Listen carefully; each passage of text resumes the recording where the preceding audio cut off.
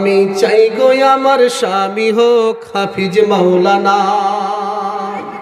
আর বেনামাজি MBBS, আর বেনামাজি MBBS engineer চাই না মনের তামান্না।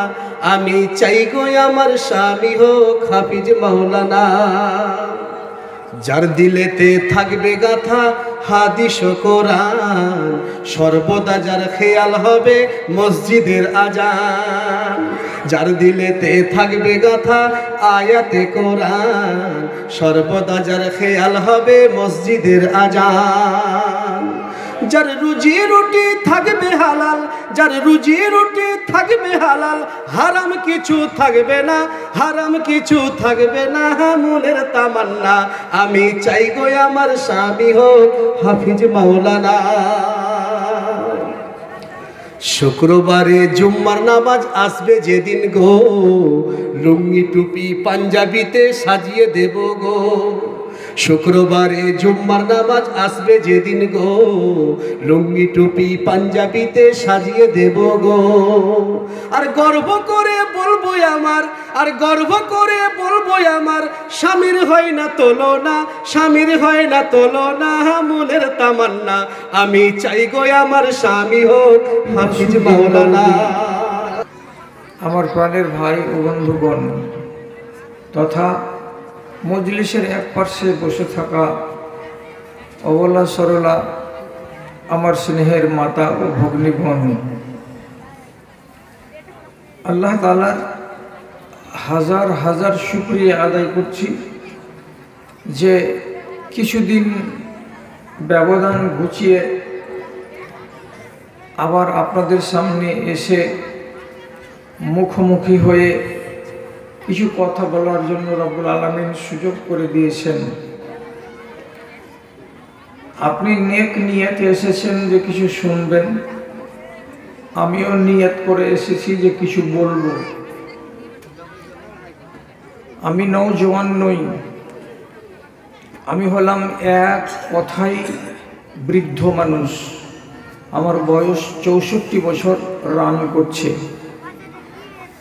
আমি বেশি চিৎকার করে চেঁচামেচি করে কথা বলতে পারবো না, তবে যে কথাগুলো বলবো সেই কথাগুলো জাল নয়, দুর্বল নয়, ফালতু নয়। অতএব আপনি যদি একটুখানি মেহেরবানি করে কথার প্রতি সুবিচার করেন তো 100 বার আলহামদুলিল্লাহ। আর যদি আপনার মনোপুত না হয় তাহলে চারিদিকে গেট খোলা আছে, যেদিক দিয়ে আপনার পছন্দ হবে চুপচাপ এখান থেকে ভদ্রভাবে কেটে পড়বেন। হই হট্টগোল করবেন না, হাল্লা করবেন না। আমি শুধু এই কথাটাতে এখন বিশ্বাস করি যে মানুষের দুর্বল ঈমানকে যদি সবল করতে পারে তো একমাত্র আল্লাহর কিতাব এবং রাসূলুল্লাহর বাণী। এবং এ কথাটা কোরআন মাজিদে আল্লাহ তাআলা বলেছেন। সেই হেতু আপনাদের সামনে কোরআনেরই কিছু কথা বলছি এবং হাদিসের কিছু কথা বলছি। কথাগুলো থেকে যদি শিক্ষা নেওয়ার থাকে তো একটু দয়া করে গ্রহণ করবেন। আমি প্রথমেই একটা হাদিস আপনাদের সামনে তুলে ধরছি। প্রসঙ্গটা হয়তো আপনারা বুঝতে পারবেন না, কিন্তু 5 মিনিট 7 মিনিটের মাথায় বুঝে যাবেন যে আমি কেন বললাম। রাসূলুল্লাহ বলছেন লাউ রাআইতুম মিসলা মা রাআইতু হাযিহিল লাইলাতা লাখারাজতুম ইলা সাদাই ওয়া মা তালাজ্জাজতুম বিন নিসাই আলা ফুরুশিকুম। আমি আজকে রাত্রে নিজের 2 চোখে যা দেখেছি আসমানের সফরে গিয়ে, যদি তোমরা কেউ দেখতে তাহলে কি হতো?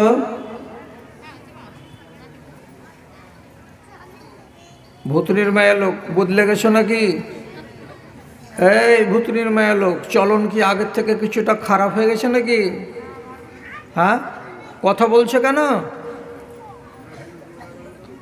তোমাদের আওয়াজ তো আমার কানে আসছে, তো আমি অতক্ষণ বন্ধ রাখি মাইকটা?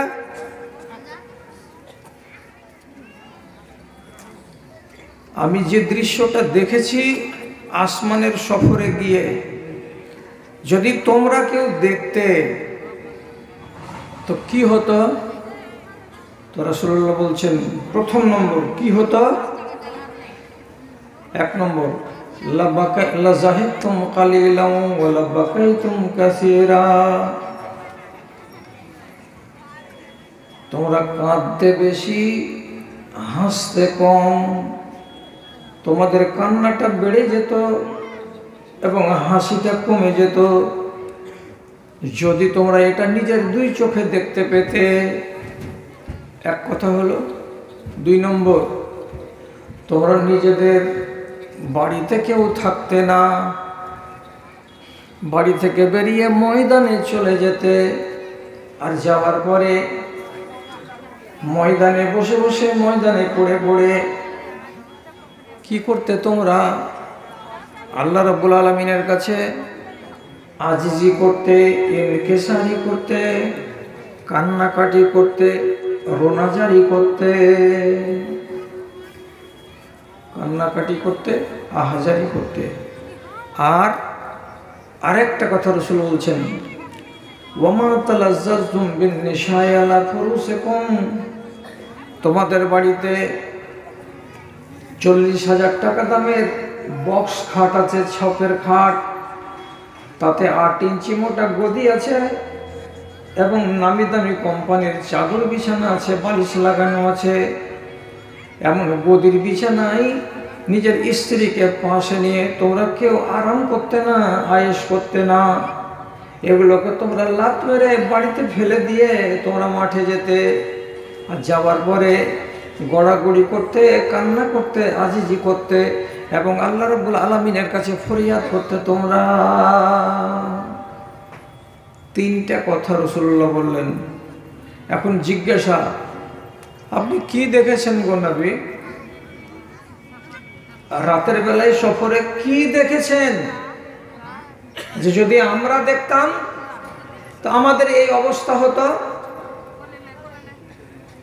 তো এটা বলেন না, কি দেখেছেন আপনি? এবার কথাটা শুনেন। রাসূল বলছেন কি দেখেছি? তো কি দেখেছি তো শোনো। আত্তাতিস সামাউ ওয়া হাক্কুল লাহা আন তাইত্তা। আমি যখন রাতের বেলায় আসমানের সফরে প্রথম আকাশে গিয়ে পৌঁছিলাম, আমার সাথে জিবরিল আলাইহিস সালাতু ওয়াস সালাম ছিলেন। আসমানের উপরে গিয়ে শুনতে পাচ্ছি মচমচ মচমচ করে আওয়াজ করছে, যেমন কোনো গাড়িতে বোঝ বেশি দেওয়া হতে গেলে গাড়িগুলোর চাক্কা থেকে কচকচ করে মচমচ করে আওয়াজ বেরোয়, ঠিক সেই রকমই আসমানের এদিক সেদিক থেকে কচকচ করে মচমচ করে আওয়াজ বেরিয়ে আসছে। নবীজি বলছেন আওয়াজ তো বের হবেই হবে, কেন আওয়াজ বের হবে না? কেন আওয়াজ বের হবে এটা তো বুঝেন আপনারা। যদি গাড়িতে বোঝ বেশি চাপিয়ে দেওয়া যায় তো চাকা থেকে আওয়াজ করে না? লোড বেশি হয়ে গেলে চাকা আওয়াজ করবে। তো চাকাটা আওয়াজ করছে লোডের কারণে, বোঝা বেশি হওয়ার কারণে। আসমানের কি হলো যে ওখান থেকে এরকম মচর মচর করে আওয়াজ আসছে, এখানে লোড কি বেড়েছে? রাসূলুল্লাহ বলছেন মা ফিহা মাউযা কাদামিন ইল্লা বিহা জাবহাতুন সাজিদাতুন লিল্লাহি। আমি আসমানের সফরে গিয়ে প্রথম আকাশে যখন দেখলাম, চোখ দিয়ে তাকালাম, তো ডান দিকে যত দূর নজর যাচ্ছে, বাম দিকে যত দূর নজর যাচ্ছে, পিছন দিকে যত দূর চোখ যাচ্ছে, সামনের দিকে যত দূর চোখ যাচ্ছে, শুধু চারিদিকে সাদা কাপড় যেন পরে পরে আছে, আর কে যেন অগণিত অসংখ্য মাত্রায় সাজদায় পড়ে আছে, জমিনে মাথাটাকে টেকে দিয়ে আছে। পা রাখার জন্য 4 ইঞ্চি জায়গা পাওয়া যায় না, 6 ইঞ্চি জায়গা ফাঁকা পাওয়া যায় না। যেই জায়গাটাতে গিয়ে নিজের পাখানাকে রাখবো, এতটুকু জায়গা সারাটা আসমানের কোনো জায়গায় ফাঁকা পাওয়া যায় না। সব ময়দান মাঠ সেজদায় ভরে রেখেছে। সাদা পোশাকধারী দেখে লাগছে কে মানুষের মতো সাজদাতে পড়ে পড়ে আল্লাহ তাআলাকে ডাকছে। এরা কারা? এক কথায় উত্তর হলো এরা আল্লাহর ফেরেশতারা। সব সিজদাতে পড়ে আছে। তো সিজদায় এরা পড়ে আছে, তো এতে এতটি ভাবনার কথা কি আছে বাবা? আপনারাও তো জিজ্ঞেস করতে চাইবেন, এতে কি এমন অসুবিধা হলো? ফেরেশতারা সিজদায় পড়ে আছে দেখলাম, তো তাতে আমাদের ভাববার কি আছে? এতে ভাববার কথাটা হলো এইবার একটু কানটাকে খাড়ো করেন। মরার পরে দুইটো জায়গা মানুষের নসিবে আল্লাহ তাআলা লিখেছেন, হয় জান্নাত আর না হয় জাহান্নাম। তো এই জান্নাতে যাবে কে আর জাহান্নামে যাবে কে? এ ব্যাপারে আল্লাহর কোরআন কি বলছে? কোরআন মাজিদে স্পষ্ট করা আছে, লামলান্না জাহান্নামা মিনাল জিন্নাতি ওয়ান নাসি আজমাইন। যদি জাহান্নামকে ভরতে হয় তো মানুষের বাচ্চাকে দিয়েই ভরবো। যদি জাহান্নামের আগুনে কাউকে ফেলে জাহান্নামের পেটটাকে পূর্ণ করতে হয় তো জিনের বেটা বেটিকে দিয়েই জাহান্নামটাকে ভরবো। তাহলে এছাড়া অন্য কেউ জাহান্নামে যাবে না। কারা কারা যাবে? তো জিনের ছেলে মেয়েরা যাবে এবং ইনসানের ছেলে মেয়েরাই যাবে। এরা দুই ছাড়া তৃতীয় কেউ আল্লাহর জাহান্নামে যাবে না। আর কেউ যাবে? আল্লাহ তাআলা বলছেন আর কেউ যাবে না। আবার অন্য জায়গাতে আল্লাহ রাব্বুল আলামিন বলছেন, জান্নাত যে তোমরা পাবে তো কারা কারা পাবে এটাও তো বলে দেওয়া দরকার। তো আল্লাহ তাআলা বলছেন জান্নাতে যদি যাই তো কে কে যাবে, কারা কারা যাবে? তো কি বলছেন? লাম ইয়াতমিসুহুন্না ইনসুন ক্বাবলাহুম ওয়ালা জান। জান্নাতের ভেতরে যে সমস্ত রমণীগুলোকে আল্লাহ রাব্বুল আলামিন সাজিয়ে গুজিয়ে তৈরি করে রেখেছেন তাদের সম্বন্ধে আল্লাহ তাআলা বলছেন কি, এরা এমনই নারীর নারী, জীবনে এদের গায়ে কোনো জিনের বাচ্চা হাত লাগায়নি, কোনো ইনসানের বাচ্চা হাত লাগায়নি। এমনই এরা নারীর নারী যে এদেরকে জীবনে কোনো দিন এক নজরে কোনো ইনসানের বাচ্চাও দেখেনি, কোনো জিনের বাচ্চারাও দেখেনি। যেদিন পাবে সেদিন তারা তাদেরকে ভোগ করবে। তো পাবে কারা? তো জিনের বাচ্চারা এবং ইনসানের বাচ্চারা। কি বোঝা গেল? জান্নাত কার জন্য? জিন এবং ইনসানের জন্য। জাহান্নাম কার জন্য? জিন এবং ইনসানের জন্য। তাহলে এদের জন্য যদি জান্নাত জাহান্নাম হলো তো প্রশ্নটা এইবার আপনার মগজে আপনি খাড়ো করেন যে আল্লাহর ফেরেশতাগুলো লক্ষ লক্ষ কোটি কোটি তারা কেন উপুড় হয়ে সিজদায় পড়ে আছে? এরা কি জান্নাত পাবে কিয়ামতের দিন? পাবে না। তো ওদের নামে জান্নাত নাই, ওদের নামে জাহান্নাম নাই, অথচ তারা সাজদাতে পড়ে আছে, দিবারাত্রি আল্লাহ তাআলাকে ডাকছে।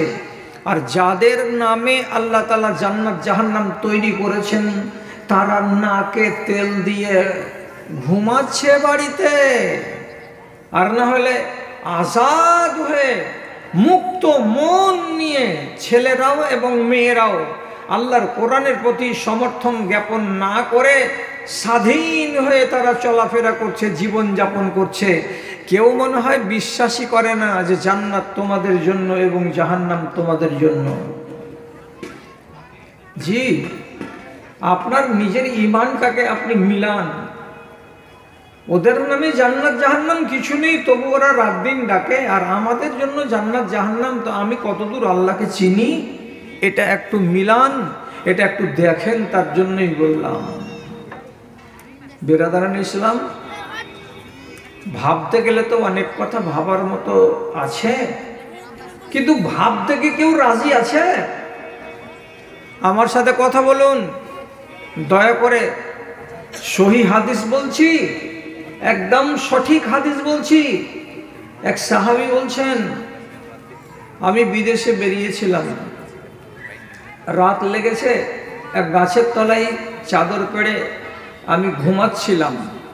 ঢের রাত হলো, তখন উঠে আমি নিজে নিজে বলছি শুয়ে শুয়ে কত রাত কাটাবো, একটু নামাজ পড়ি। নামাজ পড়তে দাঁড়ালাম, এবার ফাতিহা পড়লাম, অন্য সূরা পড়লাম, রুকু করলাম, তারপরে সাজদা করতে যাচ্ছি। সাজদাতে মাথাটাকে জমিনে লাগাবো, ঠিক এরকমই সময় আমি কি দেখছি, রায়তু শাজারাতা সাজদাতান লিল্লাহি। আমি যে গাছের তলায় নামাজ শুরু করেছিলাম সেই গাছটাই আমার জমিনে কপালখানা যাওয়ার আগেই সম্পূর্ণ গাছটা কাত হয়ে জমিনে পড়ে গেছে সাজদায়। এবং ওই গাছের পাতা থেকে, ডাল থেকে ভিন ভিন ভিন ভিন ভিন ভিন করে আওয়াজ বেরিয়ে আসছে। আর সেই আওয়াজগুলোকে কান লাগিয়ে যখন শুনছি তখন আমি পরিষ্কার বুঝতে পারছি কি আওয়াজগুলো আসছে। গাছের ডাল থেকে, পাতা থেকে আওয়াজ বেরোচ্ছে। কি বলে আওয়াজ বের হচ্ছে? তো গাছ বলছে আল্লাহুম্মা আকতুব লি বিহা ইনদাকা আজরান ওয়াজআলনি বিহা বুজরান ওয়াজআল ইনদাকা যুখরান ওয়া তাকাব্বাল মিনহু মিন্নি কামা তাকাব্বালতা মিন নাবিয়্যিকা দাউদ। গাছটা জমিনে পড়ে গিয়ে বলছে কি, আয় আল্লাহ, আমি যে সিজদা দিচ্ছি জমিনে মাথা রেখে দিয়ে, আল্লাহ এর বদলে তুমি কিছু নেকি আমার জন্য লিখে দিও। এই আল্লাহ, এই নেকিটাকে তোমার কাছে জমা করে রাখিও। এই আল্লাহ, আমার দ্বারা যদি কোনো ভুল হয়ে যেয়ে থাকে তাহলে আমার ভুলগুলোকে তুমি মার্জনা করে দিয়ে থাকো, এবং আমার সেজদাটাকে এমনি করে কবুল করো যেমন করে তোমার নবী দাউদ সেজদায় পড়ে দোয়া করেছিলেন এবং আপনি কবুল করেছিলেন, ওই রকম করে আমার এই সেজদাটাকে কবুল করে না। দোয়াটা কে করছে? মানুষে না গাছে? মানুষে না গাছে? গাছে।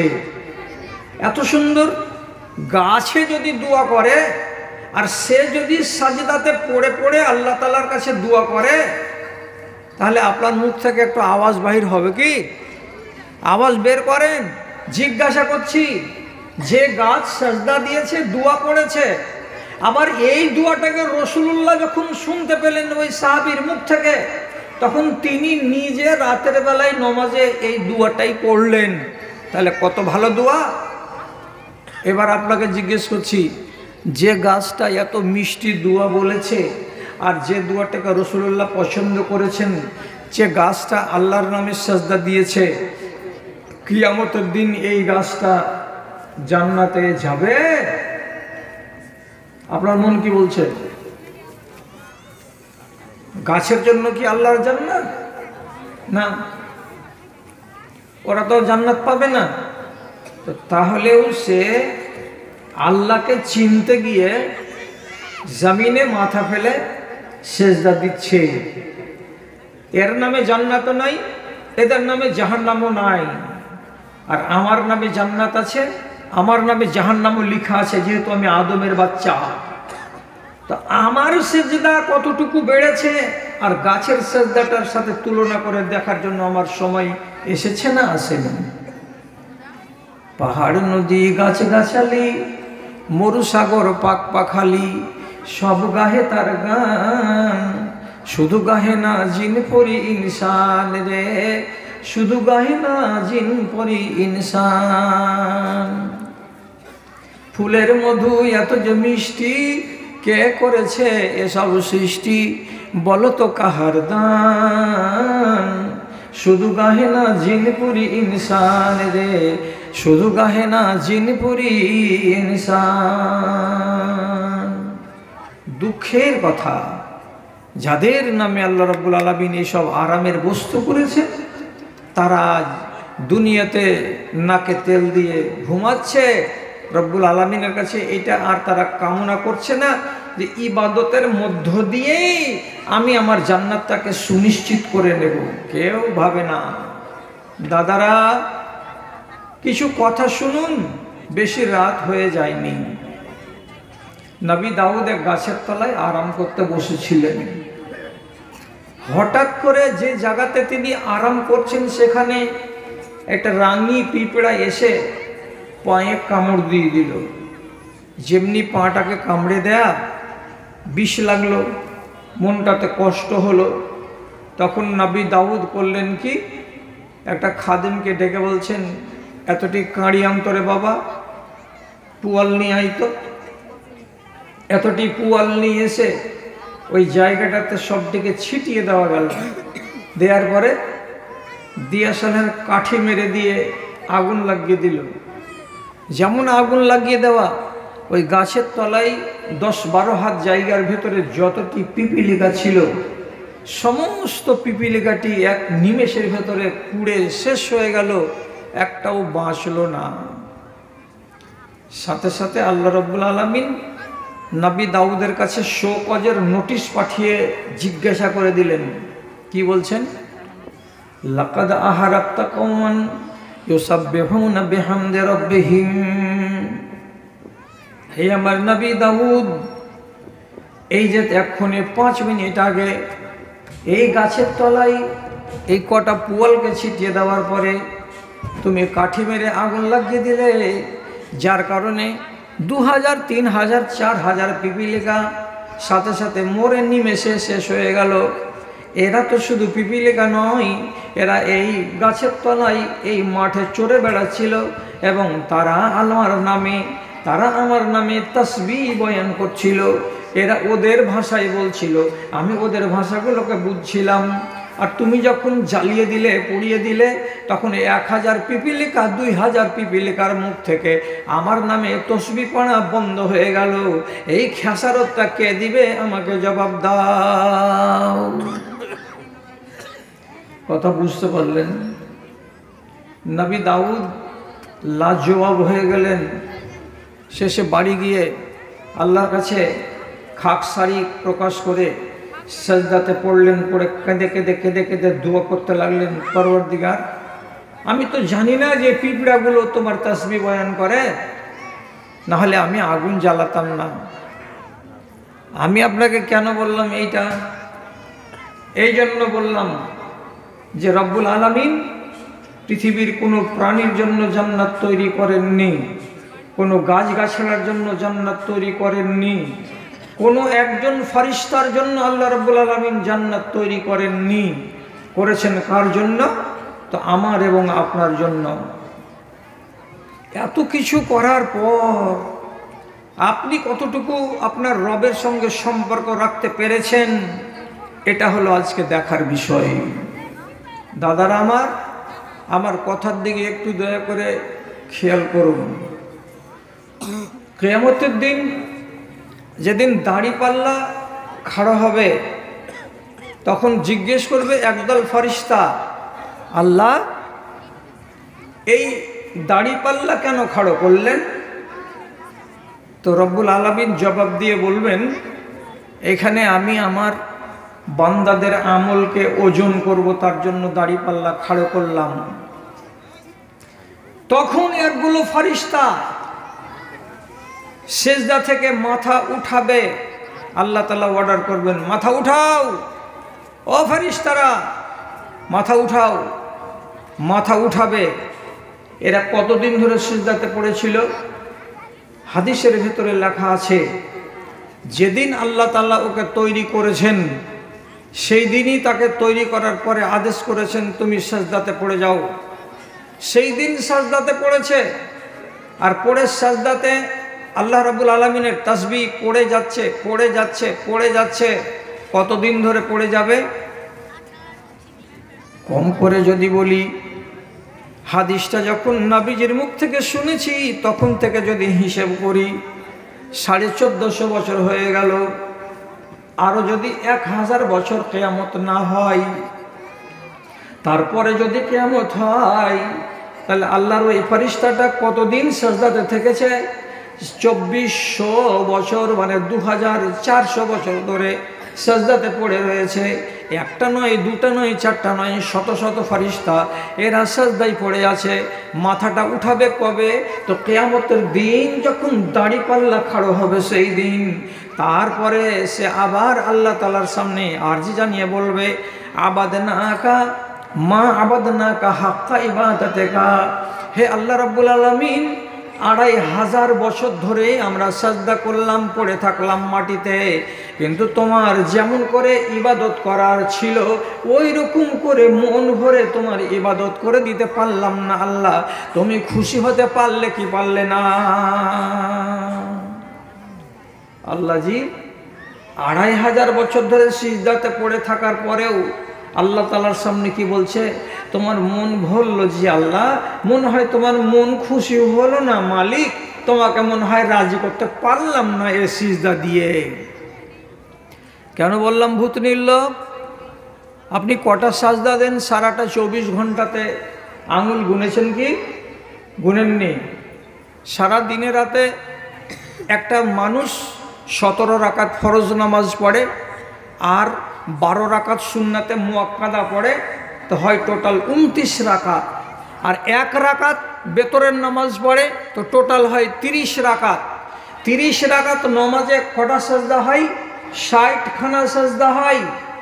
60টা সাজদা একটা মানুষ 24 ঘন্টাতে দেয়। আপনি এই 60টা সাজদা দিতে টোটাল যদি টাইম দিয়ে থাকেন আল্লাহ তাআলাকে, বড় জোর 60 মিনিট দিয়েছেন, না হয় 70 মিনিট দিয়েছেন, তারপরেই আপনি নেমে পড়লেন কোথায়? তা আল্লাহর নাফরমানি করতে। ঈমান গেল না থাকলো এটা আর আপনি ভাবতে গেলেন না, দুনিয়াদারিতে নেমে পড়লেন। আপনার সেজদাগুলোর গুরুত্ব আছে না নাই ওগুলো আর ভাবতে গেলেন না। আপনি মনে মনে ভাবলেন কি যে আল্লাহ তাআলাকে 30 রাকাত নামাজ পড়ে দিয়ে দিয়েছি, আর ভাববার কি আছে? অথচ একটা আল্লাহর ফারিস্তা কতদিন ধরে সেজদায় পড়ে আছে আপনাকে আনুমানিক হিসাব দিলাম যে 2500 বছর ধরে। তারপর উঠে গিয়ে বলছে আল্লাহ তোমাকে খুশি করতে পারলাম কি পারলাম না? আপনার এরকম চেতনা মনের ভেতরে জেগেছে কোনোদিন যে আমরা কেমন ইবাদত করছি আল্লাহ তাআলাকে? বরং আপনি করছেন কি আল্লাহর সাথে লড়াই। মায়েরা কি করছে? তো আল্লাহর সঙ্গে লড়াই। কি করে লড়াই করছেন? একটা একটা করে যদি গুনিয়ে দিই তো যতটি মহিলা এখানে বসে আছে 90টা মহিলা ধরা পড়ে যাবে কিসে? তো অপরাধে। আর 95টা পুরুষ ধরা পড়ে যাবে কিসে? তো অপরাধে। অপরাধী কেন অপরাধী জড়ালাম? আপনারা বলবেন কি করে তুমি ধরাবা, আমরা অপরাধী সাব্যস্ত করতে পারবা? বলো তো দেখি। তো দেখাচ্ছি, আমার নজর দিয়ে নয়, আমার মুখ দিয়ে বলছি। দেখেছেন তাকে সাহাবায়ে কেরাম।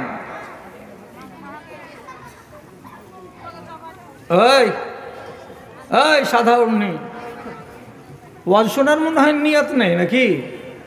মাছ বেচতে এসেছিলে নাকি বাড়ি থেকে? তোমার মুখ পশ্চিম দিকে কেন? এদিকে মুখ করে তুমি শুনতে পারো না?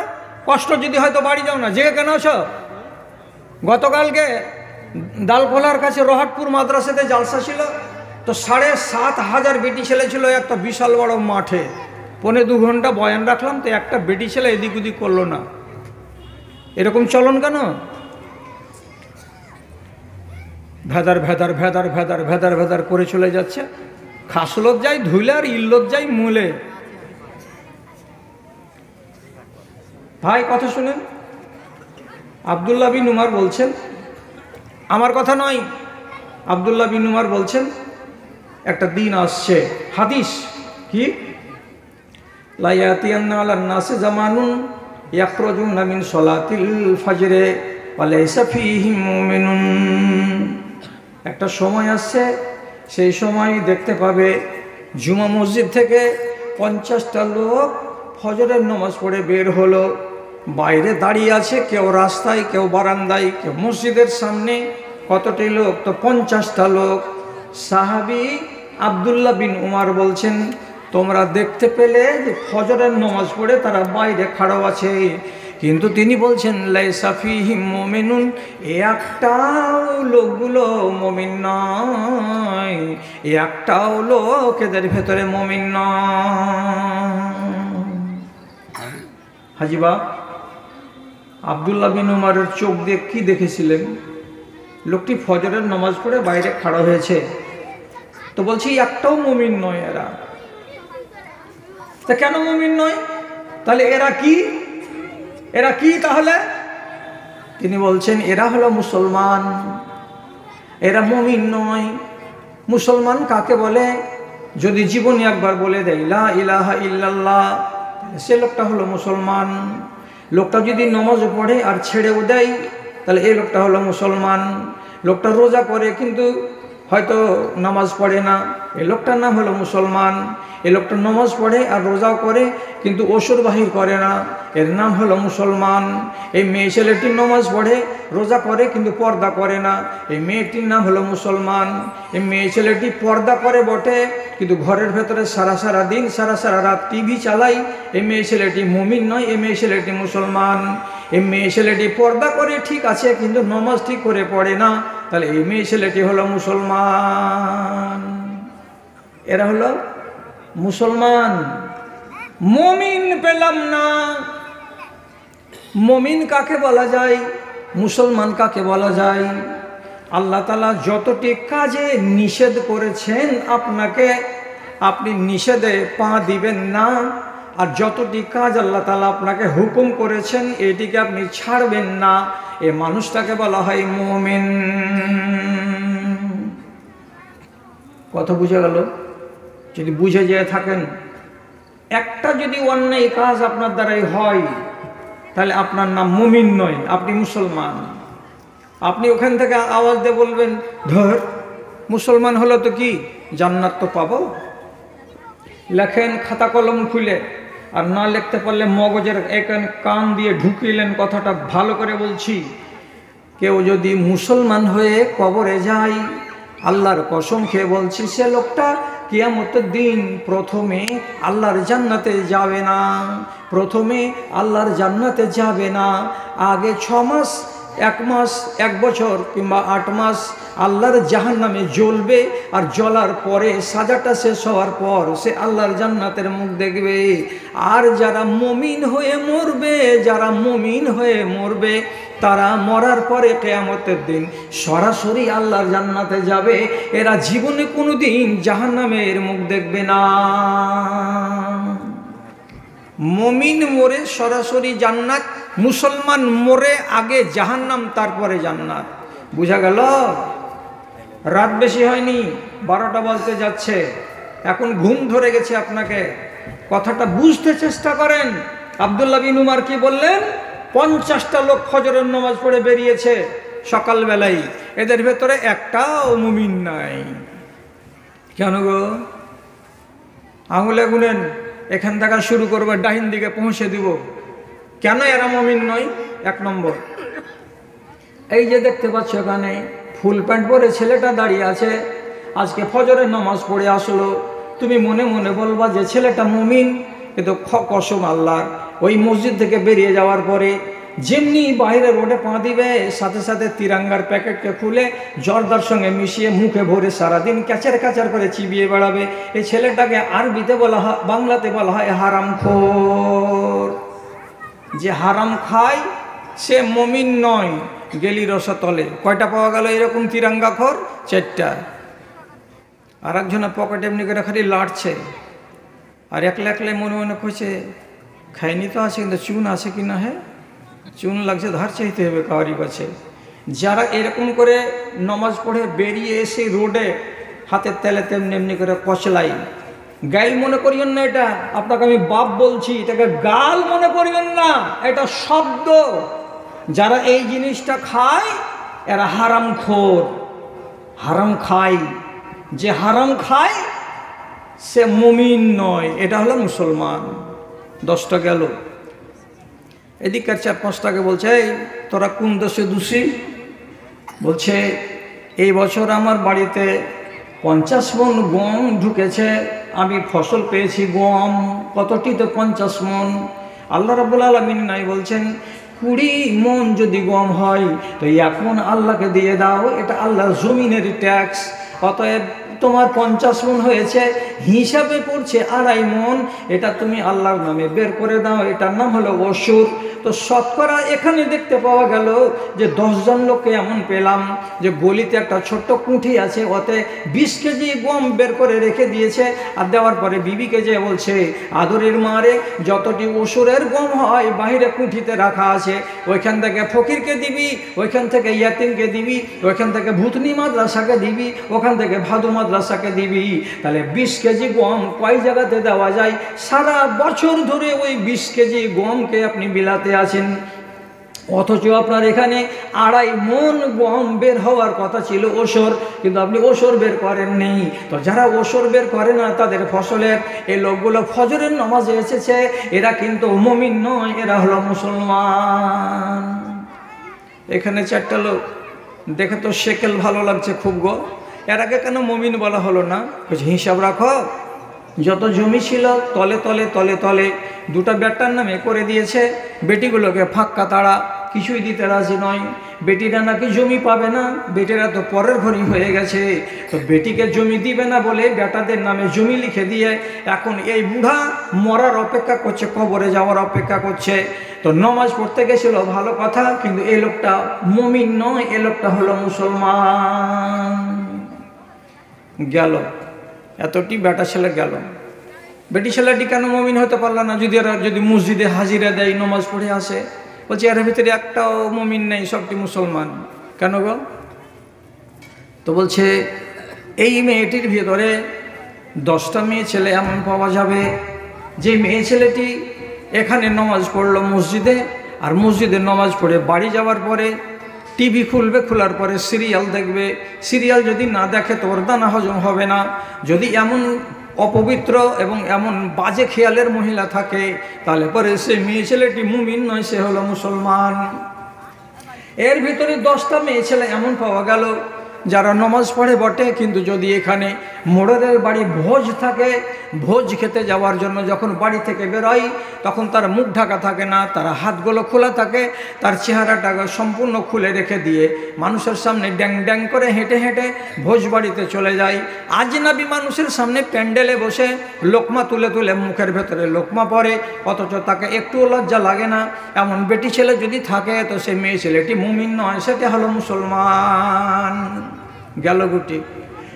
আর কতটি? এই মজলিসে 12-14টা মেয়ে ছেলে এমন আছে, যদি তার নিজের চাচাতো ভাইয়ের বিয়ে লাগে তো এখান থেকে বিয়েটা যাবে কোথায়? তো রতুয়া, এত দূর জায়গা যাবে আর আসবে বরযাত্রীর বেশে। বেটা ছেলেরা বরযাত্রী যাওয়া হলো হারাম, বরযাত্রী যাওয়া হাদিস সম্মত নয়, তথাপি বেটা ছেলেরা যাবে, কিন্তু সাথে সাথে 15 থেকে 20টা মেয়ে ছেলে সাজবে। ওরা যদি না যায় তো পেটের ভাত হজম হবে না। আর যে কটা মেয়ে ছেলে সে যে বরযাত্রী যাবে তারা সবটি যুবতী যাবে, একটাও মেয়ে ছেলে তারা মাথাতে কাপড় দিবে না। শরীরে যে পোশাকটা লাগানো আছে সে পোশাকটা পর্দার পোশাক নয়, এত এলোমেলো পোশাক, এত পাতলা কাপড়ের পোশাক, তার শরীরটা আধা আধা দেখা যায়, মাথার চুল দেখা যায়, গলা দেখা যায়, তার যৌবনটা কত পরিমাণের সেটাও বুঝতে পারা যায়। তো কোনো নারী যদি মুসলমান ঘরের মেয়ে হয়, হওয়ার পরে সে যদি পর্দাকে বিশ্বাস না করে, বেপর্দা হয়ে পরের বাড়ি চলে যায় বরযাত্রী সেজে, মেয়ে ছেলেটি নমাজ পড়তে গেলেও সেটা মুমিন বেটি ছেলে নয়, এটা হলো মুসলমান মেয়ে ছেলে। ইবনে আব্দুল্লাহ বিন উমর বলছেন 50টা লোক নমাজ পড়লো তো কেউ মুসলমান মুমিন নয়, সবটি মুসলমান। আচ্ছা, আপনাদের তো মনে ভিতর রাগ লাগছে যে হ্যাঁ তোরা কি দুনিয়াতে চ্যাংড়া মুলবি গেলা পাইস না, যারা একটু গরম গরম আওয়াজ করে দিবে? তো তোমার ইমানে যে পোকা লেগে গেল তো পোকাটা ছুটিয়ে নেবে না, খালি গরম গরম আওয়াজ লিবা, সত্যানাশ হয়ে যাবে। হারামের ওয়াজ শুনে শুনে শুনে শুনে চুল দাড়ি পেকে গেল, আজ পর্যন্ত মদ ছাড়তে পারলা না। কিসের জন্য বলছো নিজেকে মুমিন? আজ পর্যন্ত সুদ ছাড়তে পারলা না, কিসের জন্য বলছো নিজেকে মুমিন? আজ পর্যন্ত ব্যভিচার দেশের মাটিতে বন্ধ হলো না, কেন বলছো মুমিন? মুমিন বলার অধিকারটা কোথায় পেলে?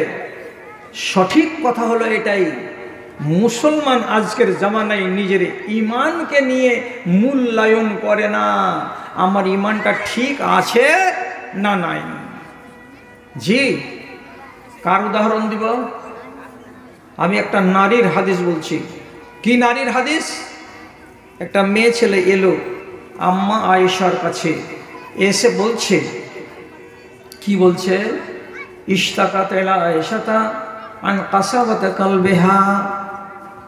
মা আয়েশাকে বলছে, আম্মা জান, আমি একটা মেয়ে ছেলে মানুষ, আমার দিলটা বড় কড়া, আমার দিলটা বড় শক্ত।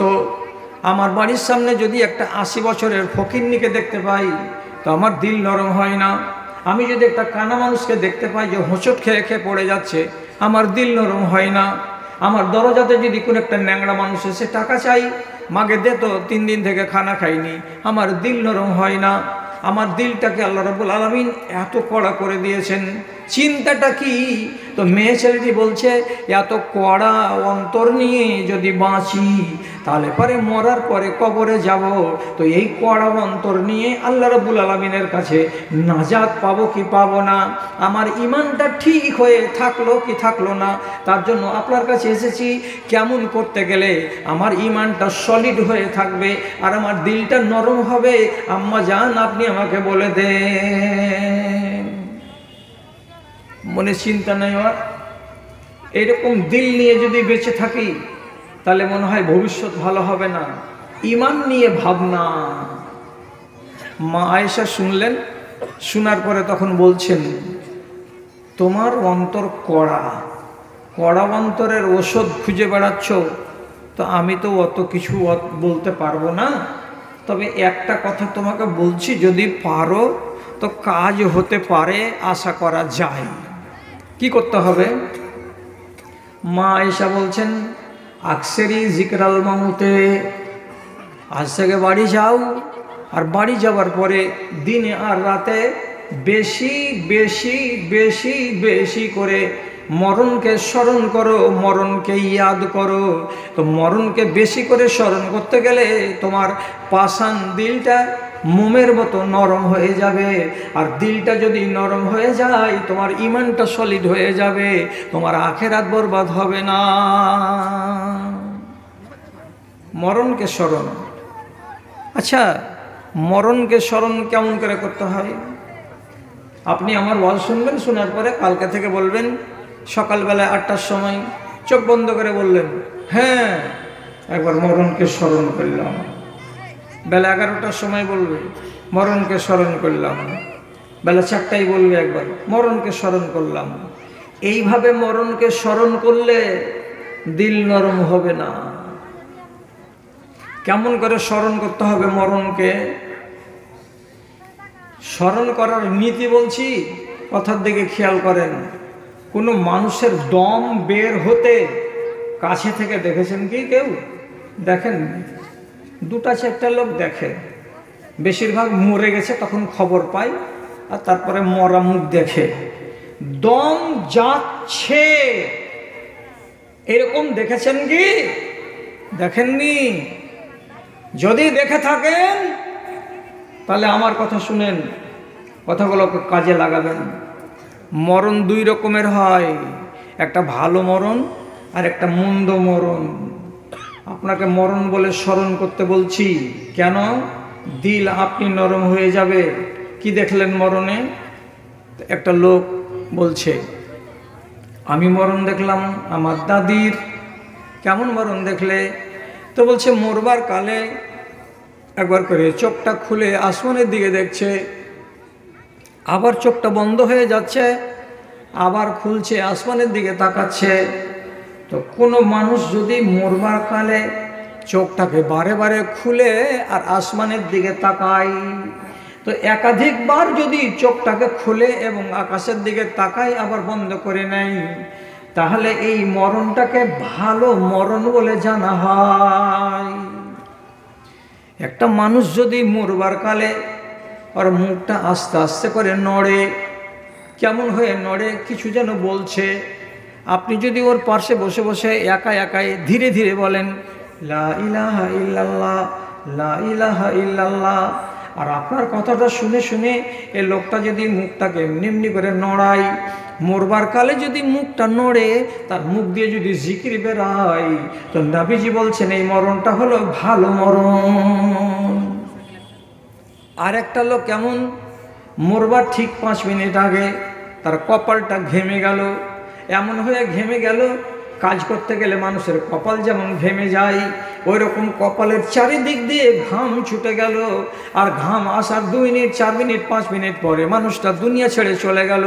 তো রাসূল করিম সাল্লাল্লাহু আলাইহি সাল্লাম বলছেন, কোনো মানুষের কপালে যদি ঘাম চলে আসে মরবার কালে, তাহলে জানতে হবে এই মরণটা হলো শুভ মরণ, এই মরণটা হলো ভালো মরণ।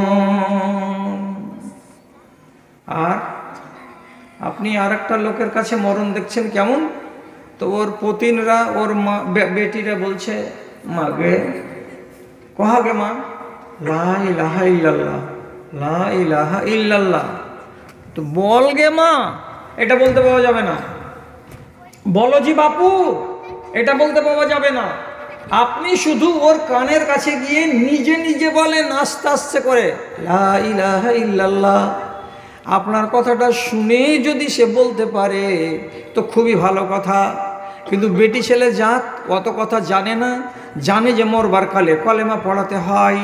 তখন একটা বেটি মায়ের কানের কাছে যে বলছে, মা গে একবার কহা লা ইলাহা ইল্লাল্লাহ। তো মা এত জোরে জোরে নিঃশ্বাস ফেলছে, এত জোরে জোরে নিঃশ্বাস ফেলছে।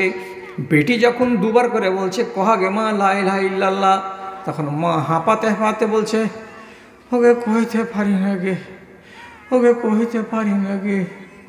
বল লাগে মা লা ইলাহা ইল্লাল্লাহ, কইছে কইতে পারি না গে। যতবার বলা যাচ্ছে তো বলছে বলতে পারি না।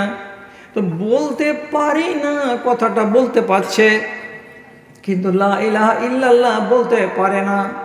যদি মরবার কালে লা ইলাহা ইল্লাল্লাহ তার মুখ দিয়ে জারি না হয়, তাহলে জেনে নিতে হবে এ মরণটা ভালো মরণ নয়। যদি কোনো মানুষ মরবার কালে একবার ডান দিকে হয়ে যায়, আবার 1 মিনিটের মাথায় আবার বাম দিকে হয়ে যায়, মরবার কালে যদি একবার করে উঠে বসতে যায় আর বিছান থেকে নেমে অন্য জায়গায় চলে যাওয়ার কথা ভাবে, আর মানুষেরা ধরে ধরে তাকে যদি বিছানায় শুয়াই, আর বারবার যদি ভয় পাই, বারবার যদি ভয় পাই, তাহলে জানতে হবে এটা ভালো মানুষের মরণ নয়। কোনো মানুষ যদি মরবার কালে হঠাৎ করে ছাদ থেকে পড়ে একটা শব্দ বের করতে পেল না, হঠাৎ করে মোটরসাইকেল ট্রাকের সঙ্গে আঘাত লেগে গেল, রোডে পড়ে গেল, জবান বন্ধ হয়ে গেল, একটা শব্দ বলতে পারলো না, এইরকম হঠাৎ মরণ যদি কোনো মানুষের হয়, তো নবীজি বলছেন এটা ভালো মানুষের মরণ নয়। তোমার মাকে কেমন মরণ মরতে দেখেছো? যে দেখিনি, বাকিটি দেখো। কি দেখব? বেটা ছেলেরা যেমন কবরস্থানে যেতে পারে, তেমনি মেয়ে ছেলেরাও কবরস্থানে যেতে পারে। যাও তোমার মায়ের কবরস্থানে, ওখানে গিয়ে তোমার মার কবর কোনটা তো চিহ্নিত করো, বলো যে এটা আমার মায়ের কবর। সাথে সাথে তোমাকে কেউ চিনিয়ে দিবে এ পারছে যে এখানে একটা মাচানগুলো সব ক্ষয় হয়ে গেছে, এই কবরটা কার? তো তুমি নিজে নিজে বলবে এটা আমার বাপের কবর। আমার বাপের মরা 15 বছর হলো, আর আমার মার মরা 7 বছর হলো, 6 বছর হলো। মায়ের কবরের কাছে খাড়া হও, আর খাড়া হওয়ার পরে 4-5টা প্রশ্ন তোমার মগজের উপরে জাগাও। কি? মাগে তুই যেই ঘর কিনেছিলি, ওই ঘরখানাকে সকালে আর বিকালে তোর বউরা ঝাড় দিয়ে পরিষ্কার করে রাখতো। আজ তোর কবরের চারিপাশে ছোট ছোট গাছ জন্মে গেছে, জঙ্গলে ভরে গেছে, কেউ তোর কবরটাকে সাফ করে দেয় না। তোর ঘরের ভেতরে মশারি টাঙানো থাকতো গে মা, তোর গায়ে যেন মশা না লাগে, তোর গায়ে যেন মাছি না বসে।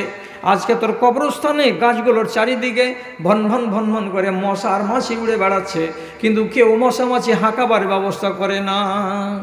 মা তোর কবরের মাঝখানে দেখতে পাচ্ছি কবরটা বসে গেছে, ধসে গেছে, মাটিগুলো 1 হাত পরিমাণে নিচে ধসে বসে আছে। মাগে সবটি মাটি তোর বুকের ওপরে এসে পড়ে আছে। তোর বুকের উপরে যে এত মাটি জমে আছে মা, তো তোর জানে কতখানি কষ্ট হচ্ছে আমি বুঝতে পারি না। আমার তো ক্ষমতা নাই যে মাটিটিকে সরিয়ে দিই, আর তোর উপরে যে মাটিগুলো পড়ে আছে সেগুলোকে সরিয়ে তোর জানটাতে আরামের ব্যবস্থা করে দিই। কিন্তু মন বলছে মা তোর বুকের উপরে মাটি চেপে আছে, তো আমার বুকের উপরে যেন মাটি চেপে আছে। এগুলো জিনিস কবরকে দেখো, আর দেখার পরে স্মরণ করো, আর মনে মনে মনে মনে জিজ্ঞেস করো, মা তুই কোন হালাতে আছিস কবরের ভেতরে? তুই আরামে ঘুম দিচ্ছিস না ফারিস্তারা তোকে আযাব দিচ্ছে? আমি তো বাইরে থেকে কিছু দেখতে পাই না। ওই জায়গায় দাঁড়িয়ে দাঁড়িয়ে যদি পারো তো মায়ের নামে একটা দোয়া করো, আয় আল্লাহ তুমি আমার মায়ের কবরের আযাবকে হালকা করে দাও। দোয়া করো। যদি এই মরণকে স্মরণ করতে পারো, সাথে সাথে একটা কথা যোগ করে দাও। কি? এটা বাপের কবর, কবরে যাওয়া 15 বছর হলো। এটা মায়ের কবর, এই কবরে যাওয়া মায়ের 7 বছর হলো। আর আমার বয়স কত হলো? তো আমার বয়স 50 পার হয়ে গেছে। খুব বেশি যদি বাঁচি তো আর 4-5 বছর বাঁচব। সুগারের রুগী, চলতে পারি না, চিনি খেতে পাই না, মিষ্টি খেতে পাই না, হাঁটুতে ব্যথা করে, নমাজ বসে বসে পড়তে হয়, দাঁড়িয়ে পড়তে পারি না। এতগুলো রোগ হয়ে গেছে, হয়তো আর 3 বছর পরে আমি মরে কবরে চলে যাব। এই মাঠের এই জায়গাতেই আমার কবর হবে। আমার বাপের কবরের পার্শ্বে জায়গা হবে না, আমার মায়ের কবরের পার্শ্বে জায়গা হবে না, কবরের দক্ষিণ মাথায় দূরে আমার জায়গা হবে। এই কথাগুলোকে নিজের মনের ভেতরে জন্ম দাও, তাহলে মরণ তোমার দিলটাকে নরম বানিয়ে দেবে। 3 মাস আমল করেছে, করার পরে হঠাৎ আম্মা আয়েশার কাছে চলে এসছে। একদিন মুচকি মেরে হাসছে। আম্মা আয়েশা বলছেন, কী রে বাবা, আজকে তোমার মনটা ফিরি ফিরি লাগছে কেন? তখন মেয়েটি বলছে, ফালতো অন্না যাহতো, আম্মা আপনি যে ওষুধটা আমাকে বলে দিয়েছিলেন সে ওষুধটাকে আমি পালন করেছি, সেবন করেছি, আমল করেছি। আমল করাতে লাভ কি হয়েছে? আমার দিলটা একেবারে নরম হয়ে গেছে, মোমের মতো নরম। যখনই আমি আমার চোখের সামনে কোনো লাশকে, মাইয়াতকে যেতে দেখতে পাই, তখনই আমার বুকটা ধক করে উঠে। আহারে কার বাড়ি খালি হয়ে গেল আজ, কোন হাজি সাহেব চলে গেল, তো হাজান থেকে গেল, বেচারি কান্না করছে। আমি তখন নিজেকে ভাবি যেদিন আমি মরে যাব সেদিন আমার বাড়িটা খালি হয়ে যাবে। এই কথা বলে মরণটা যখন স্মরণে হয়, তখন আমি বারবার করে আল্লাহ রাব্বুল আলামিনের কাছে মরণ সম্বন্ধে দোয়া চাই।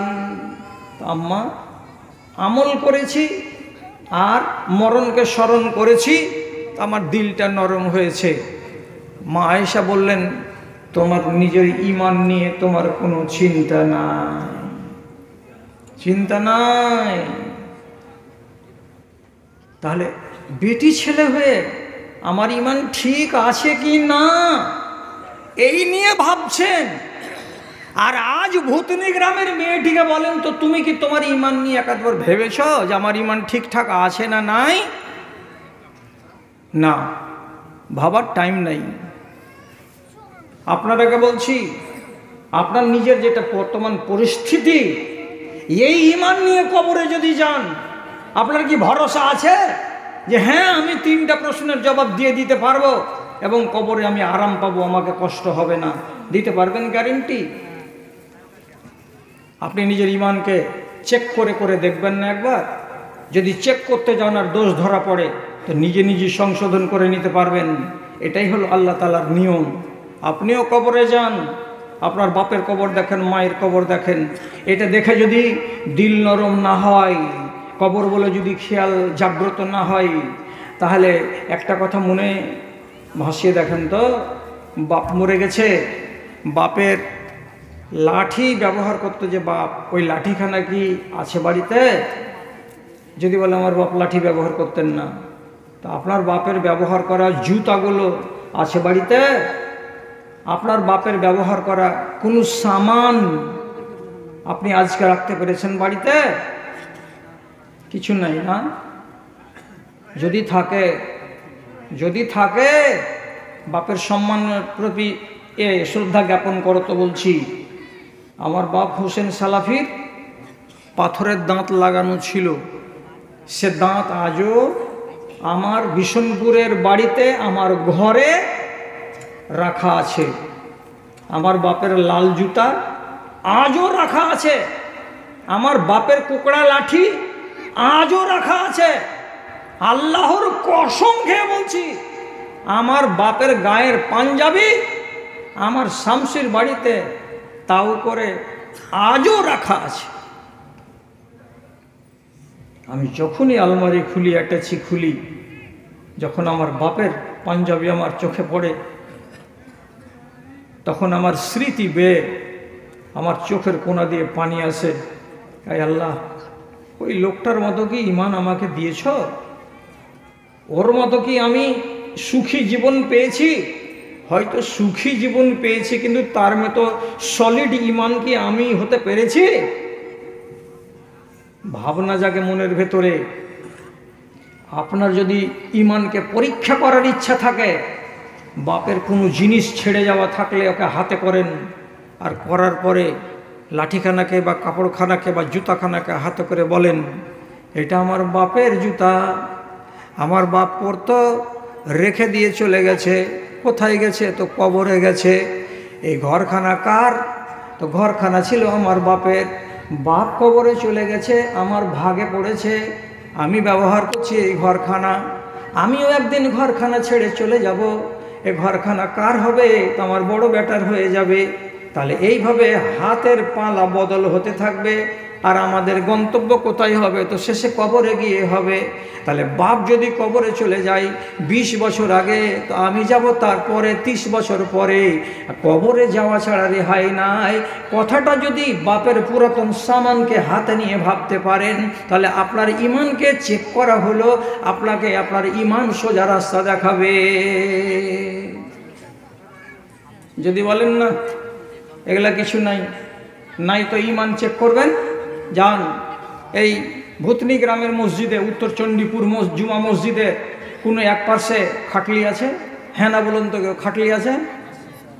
পিতলের আছে, স্টিলের আছে না কাঠের আছে? স্টিলের আছে। যান, কাউকে দেখিয়ে নয়, একলাই কি করতে হবে? আগামীকালকে এশারের নামাজ পড়া হয়ে যাবে, সমস্ত মানুষগুলো বাড়ি চলে আসবে।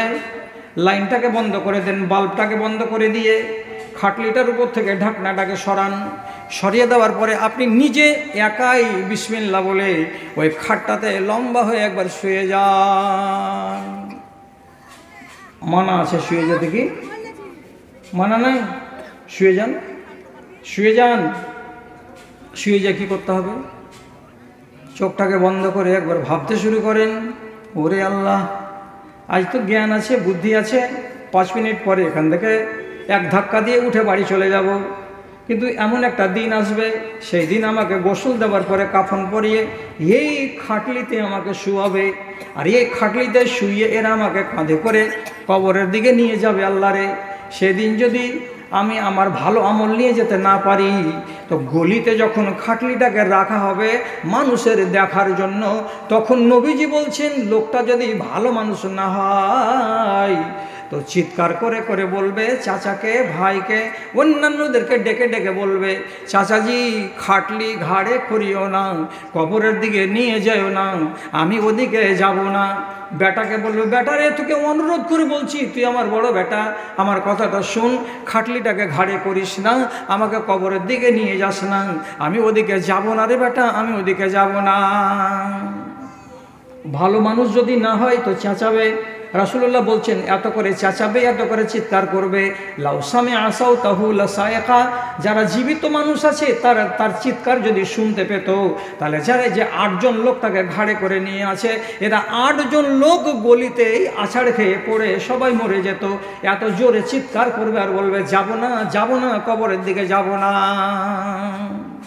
শুয়ে দেখেন কালকে একবার হুঁশ ঠিকানাতে লেগে যাবে, বলবে আল্লাহ, এও জিনিস, এখানেও শুতে হবে। তাহলে আপনার ঈমানকে যদি চেক করতে যান, তাহলে আপনাকে এই পদ বললাম, আপনি নিজে চেক করেন। বিরান কবরকে দেখে এসেন একবার, যদি ওতে জ্ঞান না হয় একবার হসপিটালে যান, যেগুলো হসপিটালে ক্যান্সারের রুগী শুয়ে আছে, যেগুলো হসপিটালের বেডে বড় বড় রুগী, যাদের কিডনি ফেল হওয়া রুগী আছে, যারা আরও জটিল জটিল রোগে আক্রান্ত আছে, মালদা সদর হসপিটাল এখান থেকে দেখবেন নজর দিয়ে তাকিয়ে তা একবারে ওই মসজিদ পর্যন্ত ডানে আর বামে শত শত রুগী পড়ে আছে। কেউ আল্লাহ বলছে, কেউ ভগবান বলছে, কেউ মরে গেলাম গেল, কেউ কি বলছে। তামাশাগুলো দেখেন, সব শেষখানা হলো কোথায়? তো কবর। জি, ইরান দেখিলে তুমি দেখিলে তুরান, আরব দেখিলে তুমি দেখিলে মিশর, কিন্তু কভু না দেখিলে নীরব নগর, কিন্তু কভু না দেখিলে নীরব নগর। যে নগরে চলে গেছে শাহ সুলেমান, সে নগরে যেতে হবে, নাই পরিত্রাণ রে, নাই পরিত্রাণ। ইমান ঠিক আছে কিনা বাজান আপনার নিজের ইমানকে। এক সাহাবীর কথা বলছি শুনুন, লম্বা করব না। আমার সামনে ঘড়ি আছে, আমি ঘড়ি দেখছি আর ওয়াজ করছি। যেমনি বলবে সভাপতি ছেড়ে দেন, টাইম হয়ে গেছে, আমি সঙ্গে সঙ্গে ছেড়ে দেব। এক সাহাবীর দিকে তাকান, রাসূলুল্লাহর কাছে বেলা 10টার সময়তে এসেছে, এসে বলছে, আল্লাহ পাকের রাসূল, আমি একটা কথা বলতে এসেছি। কি কথা? তো বলছে, আমার দ্বারা একটা ভুল হয়ে গেছে, এই ভুলের উপরে থেকে যদি মরে যাই তো আমার কি পরিণাম হবে ভেবে আমার কিন্তু ঘুম হয় না। কি হয়েছে বাবা? তো রসুলকে বলছে এই সাহাবী, কি কথা হাদিসে আছে? ওই যে কানাতলি জারিয়াতুন ফাসাক্কাতুহা সাক্কাতান, আমার একটা 15 বছরের কাজের মেয়ে আছে, যাকে বলা হয় লন্ডি, যাকে বলা হয় কৃতদাসী। এই কৃতদাসীটা আমার ছাগল চড়াই ওহদ পাহাড়ের কিনারায়। ওহদ পাহাড়ের পার্শ্বে ছাগল চড়াচ্ছিল। গতকালকে একটা ছাগলকে বাঘে উঠিয়ে নিয়ে চলে গেছে, আর মেয়ে ছেলেটি ছাগলটাকে বাঁচাতে পারেনি। যখন বাড়ি এলো তখন আমি ছাগলগুলোকে গুনতে লাগলাম। গুনতে গুনতে গুনতে গুনতে আমার ছাগলের সংখ্যা আমি 35টা পেলাম। মেয়ে ছেলেটিকে জিজ্ঞেস করে বলছি, এরে মেয়ে বলতো, আমার ছাগল হবে 36খানা, তো আছে কেন 35খানা? একটা ছাগল কোথায় গেল?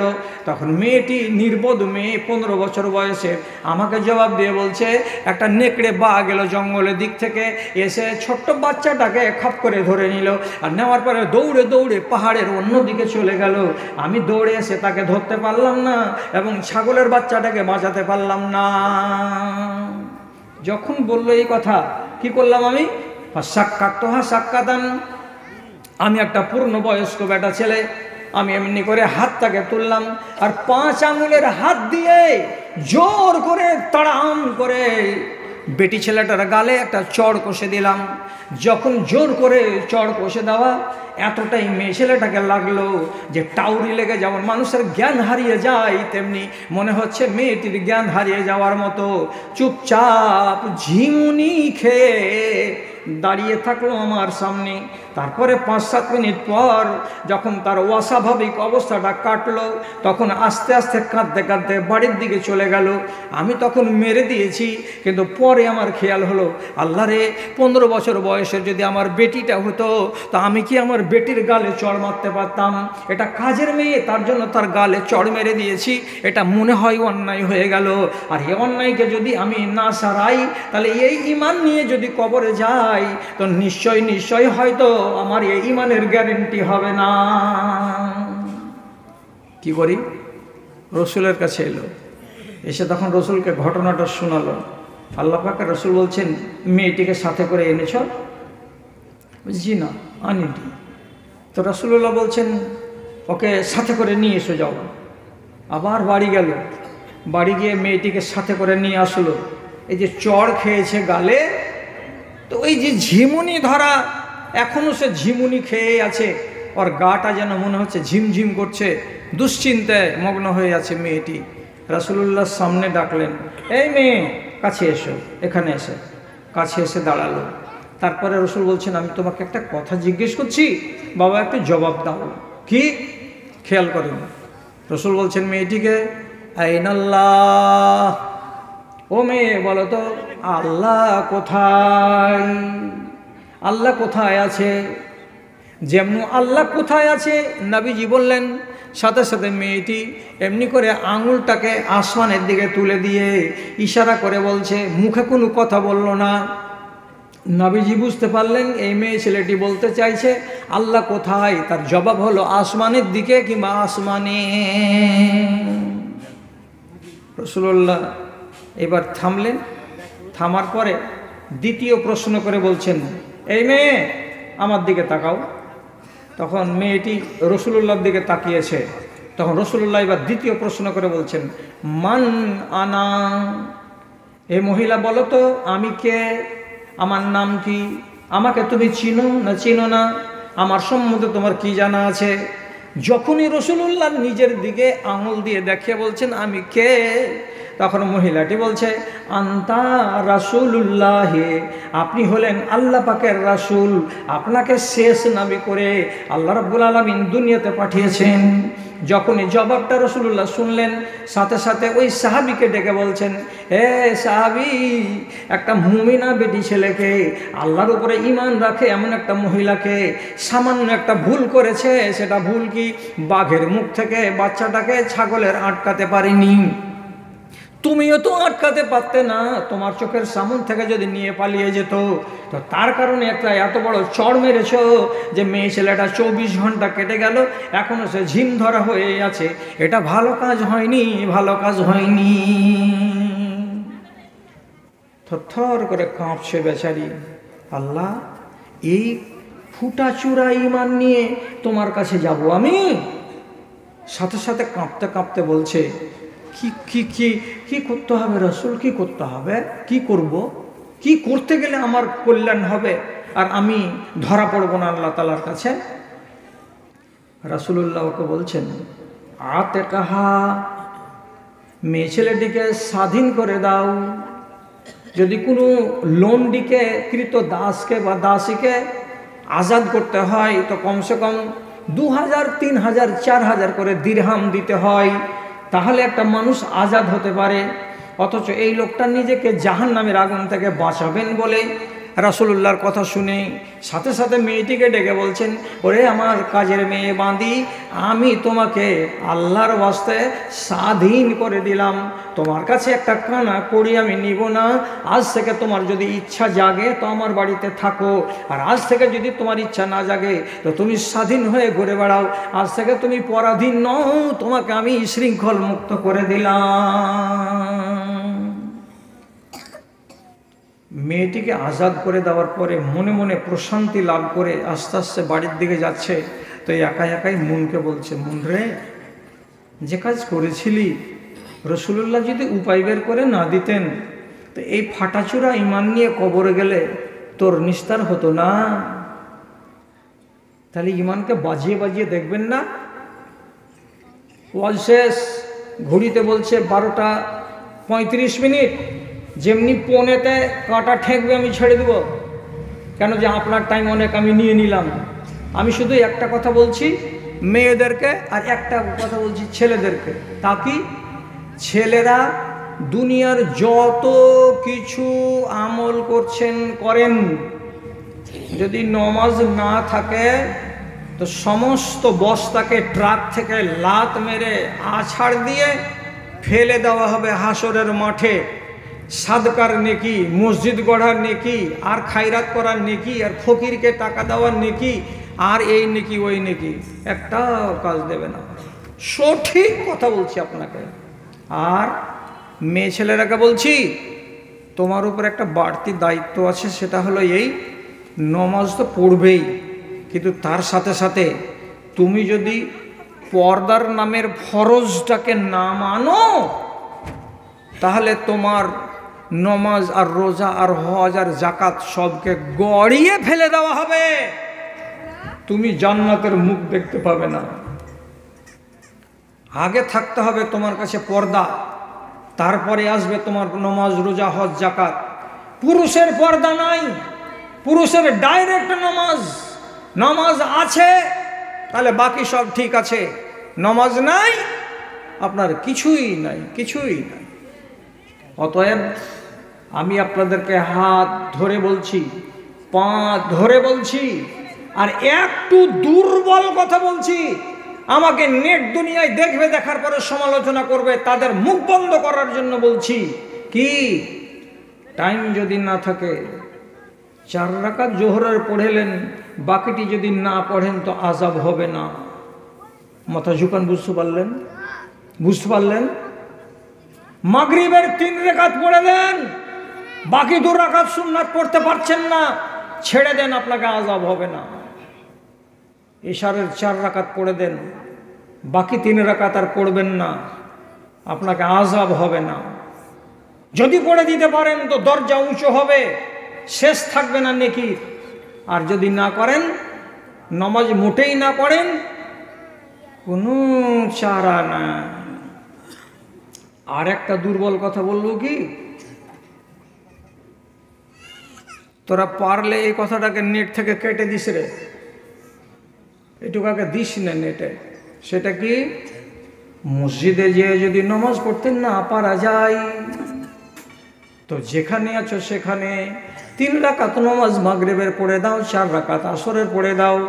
যদি বাড়িতেই পারো তো বাড়িতেই 4 রাকাত পড়ে দাও। আল্লাহ রাব্বুল আলামিনের আযাব থেকে বেঁচে যাবে। নেকি যদি নাও বাহায়, আযাব হবে না। আর যদি সমলে না পড়ো, গেল রসদ তলে। আবার বলছি, মদ খাচ্ছ, একবার মদ খেলে 40 দিনের নমাজ কবুল হবে না। কারণ মদখোর বলবে, কি করবো জি, সোমবারের দিন মদ খেয়েছি, তাহলে তো এখন 3 দিন হয়ে গেল, আরও 37 দিন তাহলে নমাজ কবুল হবে না, তো কমসে কম 37 দিন তো আরাম পেয়ে গেলাম। আল্লাহর কসম খেয়ে বলছি কি, নমাজ কবুল না হতে গেলেও এই মদখোর, তোমার নমাজ ছাড়া চলবে না। নমাজ চালিয়েই যেতে হবে, চালিয়েই যেতে হবে। আপনি বলবেন নমাজ কবুল হবে না তো পড়বো কেন? এর মানে হলো এই, ওই নমাজের সওয়াব পাওয়া যাবে না, কিন্তু নমাজ তারপরেও যদি পড়ো তো তোমার হাজিরির খাতায় নাম লেখা যাবে, তোমাকে আযাব দেওয়া হবে না, নমাজ ছাড়ার সাজা তোমাকে দেওয়া হবে না। বুঝা গেল? ওয়াজ শেষ। নমাজ পড়নি এতদিন, তো এখন নমাজ পড়বা? বলছি হ্যাঁ পড়বো। তো 20 বছর যে নমাজ পড়িনি তার কি হবে? তো কিছু কিছু লোক ফতোয়া দিয়ে বলবে প্রত্যেক দিন আসরের নামাজ ডাবল করে পড়ো, একবার জামাতে পড়ো আর একবার 4 রাকাত পড়ো। কিসের লেগে? বলছে এরকম করে করে করে করে 1.5 বছর চালাবো। তো তাহলে 1.5 বছর আসরের কি হয়ে গেল? আপ টু ডেট হয়ে গেল। মাগরিবের ডবল পড়বো, এইরকম করে 2 বছর চালাবো, তো যেগুলা নামাজ ছুটে গেছে ওগুলা কারেন্ট হয়ে যাবে। কথা শোনেন, ওয়াজ শেষ করে দিয়েছি। এরিয়ার নামাজ জীবনে কোনোদিন আপডেট হবে না, হবে না, হবে না। যা ছুটে গেছে ছুটে গেছে, একে আর নতুন করে তুমি দোহরিয়ায় কাজা করবা, হবে না। তাহলে কি করে আমি মেকআপ নিব? 20 বছর যেন নামাজ পড়িনি। ভালো করে শুনেন, 20 বছর নামাজ পড়েছেন, 30 বছর নামাজ পড়েননি, কিয়ামতের দিন দেখছি কি পাল্লা উপর দিকে চলেছে উঠে, কি হবে এবার? আল্লাহ তাআলা বলছেন ফানজুর এলা তাতাউ আবদি, আমার ফেরেশতারা আমার এই বান্দার নেকিগুলোকে পাল্লাতে চাপিয়েছো, নমাজের নেকি বেশি নাই, কম হয়ে যাচ্ছে, কি করে মেকআপ নেওয়া যাবে? তখন আল্লাহ তাআলা ফেরেশতাদেরকে বলবেন, আমার বান্দার নফল যদি নমাজ থাকে তাহলে নফল নমাজগুলোকে এনে হাজির করো, ওগুলো পাল্লাতে চাপাও। ফরজ ছাড়া পড়ে গেছে, এবার নফল চাপাতে শুরু করলো। তাহলে নফল নমাজগুলো আপনার সেই দিন ঘাটতিটা পুষিয়ে দিতে পারে, চান্স আছে, অতএব নফল বাড়ান। নফল কাকে বলে? 12 রাকাত সুন্নাতে মুআক্কাদাকে বাদ দিয়ে যত নামাজ পড়বেন সেগুলো নফল। এর মানে কি বুঝতে পারলাম না। আপনি জোহরের টাইমে চলে গেছেন 12টার সময়, এখন হাতে অনেকখানি টাইম আছে, 2 রাকাত বা 4 রাকাত পড়লেন জোহরের, যেটা সুন্নাতে মুআক্কাদা। তারপরে দেখছেন এখনও 5 মিনিট দেরি আছে নামাজ খাড়া হতে, আপনি দাঁড়িয়ে 2 রাকাত আবার পড়ে নিলেন, কিংবা আরও 2 রাকাত পড়ে 4 রাকাত পড়ে নিলেন। জোহরের নামাজ 4 রাকাত পড়ার পরে 2 রাকাত সুন্নাতে মুআক্কাদা আছে, তারপরে মনে মনে বললেন আরও 2 রাকাত পড়ে দিব, আরও 2 রাকাত পড়ে দিলেন। আসরের নামাজে গেলেন, যাওয়ার পরে জামাত খাড়ো হয়নি, তার আগে গেছেন, পারেন তো 2 রাকাত, পারেন তো 4 রাকাত নামাজ পড়ে দেন। মাগরিবের টাইমে গেছেন, যদি দেখা যায় যে মাগরিবের নামাজের পরে 2 রাকাত পড়ে দিয়েছি, তারপরে যদি পারা যায় আর 2 রাকাত কিংবা 4 রাকাত নফল নামাজ পড়ে দেন। এইগুলো প্রত্যেক নামাজের আগে এবং পাছে 2 রাকাত 4 রাকাত 2 রাকাত 4 রাকাত করে নফল নামাজকে বাড়িয়ে দেন। আর কোনটা বাড়াতে হবে মায়েরা ভাইয়েরা খেয়াল করে শুনুন, মেকআপ যদি নিতে হয়, আপনি যে কম রেখে দিয়েছেন নামাজকে সেটার খেসারত যদি দিতে হয়, তাহলে আরও অন্যান্য নফল নামাজ আছে। কি একটা নামাজের নাম হলো দেশওয়ালি, বাংলাতে বাঁশ নামাজ, আসল ভাষাতে হলো কি চাশতের নামাজ, আর আরবিতে হলো কি সলাতুজ জুহা। কয় রাকাত? 4 রাকাত। কখন পড়তে হয়? যখন সূর্যটার নাস্তা খাওয়ার টাইম হবে, 1 মাস বেলাটা উঠে যাবে। 8টা পড়ো, 8:30টায় পড়ো, 9টায় পড়ো, 9:30টায় পড়ো, 10টায় পড়ো, এর মধ্যে তুমি 2 রাকাত করে 4 রাকাত নামাজ পড়ে দাও। এটা হলো সুন্নাত। এই নফল নামাজটা যদি পড়ে দেয়, নবীজি বলছেন যেই মেয়ে ছেলে এবং যেই বেটা ছেলে চিরদিন এই চাষতের নামাজ পড়ে যাবে, আল্লাহ রাব্বুল আলামিন জান্নাতের ভেতরে ভিড় ভাড় থেকে, হাঙ্গামা থেকে, চেঁচামেচি থেকে, দূর প্রান্তে কিনারায় নির্জন জায়গাতে শান্তির পরিবেশে ওই মেয়েটার নামে ওই ছেলেটার নামে একটা বিল্ডিং বানাবেন। আর বানানোর পরে ওকে বলা হবে, বান্দারে এই যে নামাজটা পড়েছিলি চাষতের নামাজ, এর জন্য তোকে বদলা দিয়েছি, তোমার জান্নাতটা নির্জন জায়গাতে, নিরিবিলি জায়গাতে দিয়েছি, ওখানে কোনো হুড় হাঙ্গাম হবে না। কয় রাকাত? এই সবুজগর কাপড়, কয় রাকাত? 4 রাকাত। 8টা থেকে 10টার মধ্যেই পড়ে নিতে হবে। পড়েছিস কে কুন্দন গা? পড়িস নি? খালি দিন বেড়ি বানাছিস না? বেড়ি বানিয়ে ছেলেপিলাকে খাইয়া নিজে গাঁড়াতে যাবি? নমাজ ধর। আর একটা নামাজ বলছি, যদি পারো রাত 2টার সময় জাগো, 2:30টার সময় জাগো, 3টার সময় জাগো, ফজরের আজানের আধ ঘন্টা আগে জাগো। আর জাগার পরে এবার তোমাকে কি করতে হবে? অজুর দিকে যাবে। তো অজুটা করে নাও, আর নেওয়ার পরে মুসাল্লাতে আসবে। তো আসার আগে এটা কাজ করো, কি প্রথমে বলো সুবহানাল্লাহ 10 বার, আলহামদুলিল্লাহ 10 বার, সুবহানাল্লাহি ওয়া বিহামদিহি সুবহানাল্লাহিল আযীম 10 বার। তারপরে বলো আল্লাহুম্মা ইন্নী আউযু বিকা মিন যিকিদ দুনিয়া ওয়া যিকিল ইয়াউমাল কিয়ামা। কয়বার? তো 10 বার। তো তুমি রাতের বেলায় উঠে 10 বার আস্তাগফিরুল্লাহ করলে, তো তাহলে পরে আল্লাহ রাব্বুল আলামিন কত তোমার উপরে রাজি হলেন। ঢের রাতে একটা মানুষ যদি আল্লাহর পায়ে পড়ে 10 বার আল্লাহ মাফ দাও, আল্লাহ মাফ দাও, আল্লাহ মাফ দাও করে, তো আল্লাহ রাব্বুল আলামিন বলছেন আমি কত শক্ত রে, তোরা মনে মনে ভেবেছিস নাকি আমি এমন নরম দিল রহম দিলের আমি আল্লাহ, যে রাত্রি 3টার সময় যদি কোনো বান্দি আর কোনো বান্দা আমাকে বলে আল্লাহ মাফ দাও, আল্লাহ মাফ দাও, আমি রহমানের রাহিম, ওকে মাফ দেওয়ার জন্য তৈরি হয়ে আছি। এটি বলে নেওয়ার পরে দাঁড়াও নামাজে 2 রাকাত করে 4 বার 2 রাকাত করে 8 রাকাত নামাজ পড়ো। আর 8 রাকাত নামাজের পরে 3 রাকাতে ভেতরের নামাজ পড়ো। আর নামাজটাকে 11 রাকাত পড়ে নাও। নেওয়ার পরে দোয়া দরুদ করে এবার ফজরের জন্য তৈরি হয়ে যাও। হয়তো আজান পড়ে যাবে, তারপরে নামাজটা পড়ে টড়ে এবার ঘুমিয়ে যাও, আরাম করে নাও। এটা হলো একটা নফল নামাজ। এই নফল নামাজ যদি পড়তে পারো রে, তো তাহলে তোমার ফরজ ছুটে যাওয়ার খেসারতগুলো কিয়ামতের দিন দেওয়া সম্ভব হবে। এটা সহিহ হাদিসে নবী করিম সাল্লাল্লাহু আলাইহি সাল্লাম বলেছেন। আচ্ছা, তোমরা তো আমাকে ছাড়তে না কহিলে ছাড়বো না কহে শুনুকে একটা ভুল করে বসে আছি। তো বুড়া মানুষের উপরে দয়া টয়া করো, কেন যে ফের আরও চলতে হবে আমাদের। আর এটা ছিল আরামের দিন। আর লুৎফুর এ কাজ করেছে, করে জবরদস্তি আমাকে এনেছে এই ভূতনিতে। তো শেষের বেলায় দুটা কথা বলছি। 1 নম্বর কথা হলো এই, আমি বড় ফকির নই, আমি ছোট ফকির। আপনি আমাকে 10 থেকে শুরু করে 100 টাকা সব ডির কাছে নিব। ওই 10 টাকা, 20 টাকা, 30 টাকা, 100 টাকা। কেউ আমাকে খালি হাত এখান থেকে যে বেজ্জত করিয়েন না।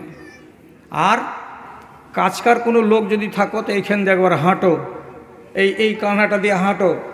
মা খালারাকে বলছি, আমার খাতিরে আর একবার দাও 10টা করে টাকা। এক কথা হয়ে গেল। আর একটা কথা বলে দিচ্ছি, বেয়াদবি মাপ, কেউ রাগটাগ করিও না। নমাজ পড়বার বলে নিয়াত করলে তো যে নমাজ পড়বো, তো বলছে পড়বো যে বলি সাহেব, কিন্তু কুলাই না, কিছু জানি না। বাংলাতে দোয়া মুখস্থ করতে পারবে? পারবো। আরবিতে পারবে? জের জাবার দেওয়া পারবে? পারবো। তো যদি পারো তো সহি নমাজ শিক্ষা 80 পাতার একটা বই সুন্দর করে লিখে ভূতনিওয়ালার জন্য এনেছি।